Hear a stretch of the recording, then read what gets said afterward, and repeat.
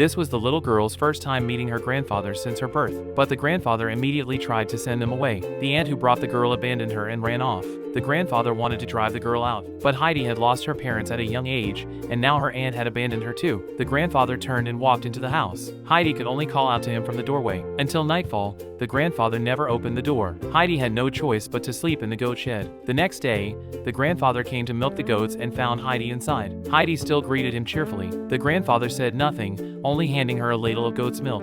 Heidi thought he had accepted her, but the grandfather took her to the town's pastor and asked him to find a family to adopt her. After examining Heidi's body and teeth, the pastor told the grandfather to bring her back in 3 days. If no suitable family was found, he would send Heidi to the orphanage. The grandfather had no choice but to keep Heidi for 3 more days. On their return, Heidi cautiously asked if she would still sleep in the goat shed. The grandfather said, "Do as you please." Overjoyed, Heidi went into the house and decided to sleep in the hay-filled attic. At dinner, Heidi begged her grandfather not to send her to the orphanage, but the grandfather remained silent. Heidi lowered her head in disappointment. The next day, Heidi was awakened by the sound of goats. She excitedly ran outside. The grandfather asked Peter, the goat herd, to look after Heidi. Barefoot, Heidi ran freely and played with the goats, but Peter took the chance to sneak a few bites of Heidi's lunch. Noticing the bitten food in her bag, Heidi asked if he had eaten it. Peter denied it, lying that the goats had taken it. Just then, 2 goats started fighting. Peter grabbed a stick, ready to punish them. Kind-hearted Heidi couldn't bear to see the goats hurt. She offered to share half her food with Peter